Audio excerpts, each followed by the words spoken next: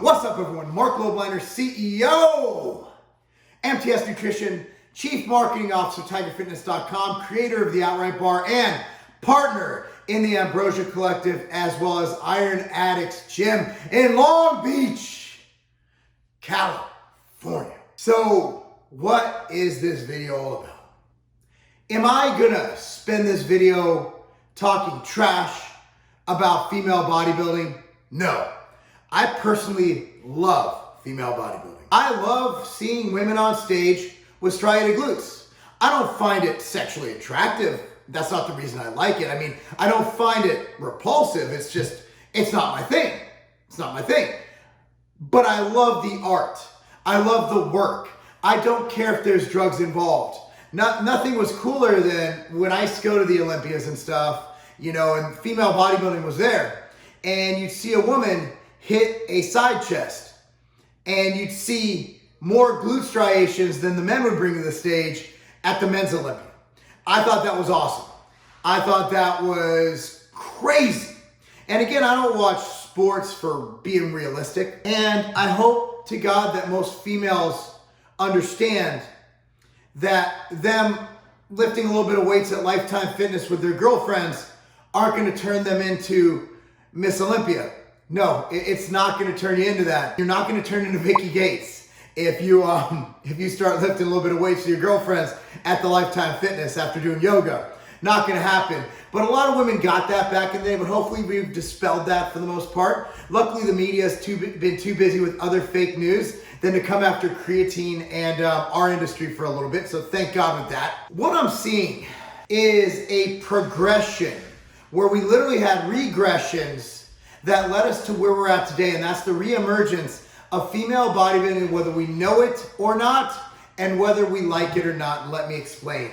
So as female bodybuilding started going downhill, people stopped attending, people stopped watching, and people kind of got disgusted with the look. Again, that doesn't include me. I think it's kind of beautiful in its own right. I think that a lot of people gravitated towards bikini. Bikini started out as one of the criteria for bikini was no cap delts. I'll never forget reading that. And my first inclination was to ask, what the hell is a cap delt? And where do you define cap delts? I mean, the bottom line is we're in a very subjective industry where it's all about opinion. There's no objectivity involved. When bikini first started, I judged over 100 shows, I believe, throughout my career. A lot of weekends spent at bodybuilding shows. Bikini was basically the dude judges, and again, I did not do this at all, would vote for which female they found most sexually attractive. That was pretty much, so you'd have some shows where a girl with a tight upper body and a big fat ass would win. And then you'd have other shows where a girl who looked like a model from Cosmo would win. And the bottom line is, those shows, 100% of the time, I usually head judged. If I had all male judges, they'd vote for the fat ass. If I had all female judges, they'd vote for the Cosmo look. It's changed, it's progressed, and now bikini has come more about conditioning. We have girls going to carbon culture in Franklin, Tennessee, who are leaner than the bodybuilders. In fact, I think the bikini girls are leaner than my buddy Josh, who just won Mr. Tennessee. These girls are shredded, and that is not what bikini was. But what happened is, it's a natural progression. Look at men's physique. These guys can win bodybuilding shows. They're big, they're huge, they're shredded. My training partners are physique guys, and honestly, they lift heavier and harder, and Brent's a big dude. Like, that's not what I'd consider physique, right? I mean, he's a big heart, but he's also undersized now for physique. Back in the day, physique was for dudes who, you know, had good upper bodies and no legs and weren't totally shredded. In fact, as I think back, I judged a show where we were told by the promoter and told by the sanctioning organization to mark dudes down for being too shredded. We had a guy come in phenomenal condition. Today, he would have won that show. But when I judged this show, he got fourth. He won by a landslide based on today's standards. What I'm saying is, when you get into bikini and all the girls look alike, they're all very pretty. They all have their hair done, their nails done, their makeup done. They're all smiling. They all bend down. You see their cooter from behind. You know, I mean, they all look the same to the average person. So how do you differentiate? Well, some shows, oh, well, get a little bit tighter, a little bit leaner. I need to see more of a differentiation between where your hamstring, I need that glute ham split to come in. I need to see that. I need you to have a round butt cheek, but I need to be hard. So what happened is they got leaner and harder. And when you have those expectations, what do? You take steroids. Steroids work. I know bikini girls who are on more drugs than a lot of NPC competitors in the male division. I know a lot of fitness female competitors, bikini, pretty girls, who, again, they're taking beyond Winstrol, beyond Anavar, beyond Primo. They're taking T3 and Clan, all this stuff. So as bikini gets bigger, leaner, and harder, what happens to figure, which is basically a bigger, leaner, harder version of bikini? Well, they get bigger, leaner, and harder. And then you have women's physique. And those girls are looking stacked. So what happens when you go into women's physique? They get bigger, leaner, harder. We're literally progressing ourselves after regressing ourselves into female bodybuilding again without even freaking knowing it. And it's fantastic. I'm okay with it. But what I am scared about is the normalization of females using male androgens to enhance their physique. Look, at the end of the day, it's not reversible, okay?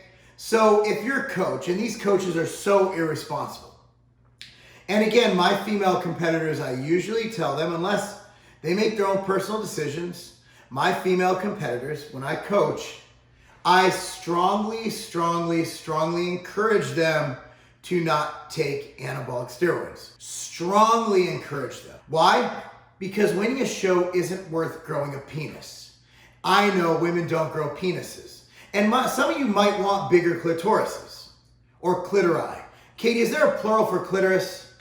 Because usually finding the clitoris is like, it's a hard thing to do. Like, it'll hide, you think you got it, then it like goes away. You might move your hand. Like, the bottom line is, a bigger clitoris might be a good thing. So if you want a clitoris so big a dude could just smack it, by all means, take all the steroids you can. But you will potentially get virilization, which is enlarged clitoris. Other things, your jawline will change, okay? Facial hair, body hair. Those are things that can happen. I remember back in the day, spent a day with a female bodybuilder, beautiful woman. And in the morning, everything was great. And the sun was shining just right. And around 4 p.m., complete 5 o'clock shadow. So, and that's nothing wrong with that. That's a choice. It's not my preference. But again, I'm just saying the side effects are there. The side effects are glaring. And I just want you females to know that even with the diet drugs, the T3, the Clen, I have never met a male, and I've met a lot of dudes who competed and taken a lot of drugs, who's had a thyroid issue from competing, right? Never met them. I've met dozens of women who have to be on thyroid medication for the rest of their life due to the use and abuse of T3. Keep that in mind.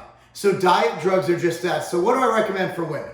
Well, I'm going to go back to something that I'm going to actually, you know what? We don't really talk about it much here, but I'm going to talk something that Lane Norton says. I want to give credit where credit's due. I didn't say that because I'm enemies with Lane. I just don't talk about it much, but I am.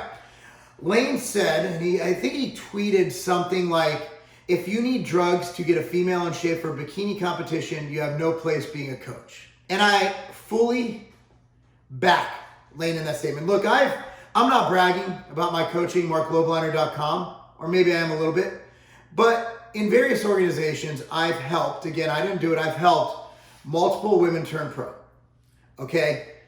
Of that, I think only one of them has been enhanced. The rest have been completely natural. It sucked, okay? We dieted for a long period of time. We were doing an obscene amount of cardio. We got obscenely into shape. And we were eating literally just freaking table scraps. It was ridiculous. But they won. And I also got to read the Riot Act. Anytime a woman diets to that level, you do risk long-term effects on your metabolism, on your fertility. Competing is never safe. If you're competing at, it can be, but if you're competing at a high level and if you're getting lean enough, for most people who don't, like I stay naturally lean, I'm always pretty lean. For most people, it's extremely hard, extremely stressful on the body. There is usually never, if that even makes sense, a safe way to compete, whether you're natural or not. But again, females, with steroids, it can be dangerous. Meaning that, I'm not saying your heart's gonna explode, I'm saying that you might end up looking a bit more masculine than you bargained for. And if that's what you want, by all means, it's your right to do that. So, with that being said, here's my guess of what's gonna happen. We're gonna see Bikini continue to get bigger, harder, and leaner. We're gonna see an emergence of the wellness division, which is basically, from what I see, a fat ass with a lean upper body. Basically, the Brazilian division is what we can call it. The wellness division will progress like Bikini, getting bigger, harder, and leaner, because that's just what happens. Figure will get bigger, harder, and leaner. Physique will actually get so big, hard, and lean that will spill over, and we will need to create a female bodybuilding division once again. And I will be the first one to sit my ass to that show. I miss it. I miss seeing Vicky Gate. I miss those people. I miss it. I do. I'm not gonna lie. It was kind of cool to watch. I mean, it was like a novelty. I'm just being real. Like, it was crazy to see a woman get that big and lean. Crazy. Like, you got boobs. You basically got boobs, a female, female hair, and then you got everything else is like a really symmetrical dude. Like, so like you with boobs. Like me with tits, yeah. Anyway, that's all I gotta say. What do you think about this, guys? Are you excited to see female bodybuilding come back? This is my prediction. A lot of people are predicting the election, right? Trump, Biden. A lot of people are predicting the Mr. Olympia winners. I'm predicting the comeback of female bodybuilding. What say you? I want to know. Anyway, be sure to follow me on Twitter at Marc Globeliner, Facebook at Marc Globeliner, Instagram at Marc Globeliner. Subscribe to this channel, like this video, and of course, buy yourself some outright bars. They're good for you. They taste good. And hey, I have 3 kids and they'll have to go to college soon. Thank you so much for watching. That's not a game.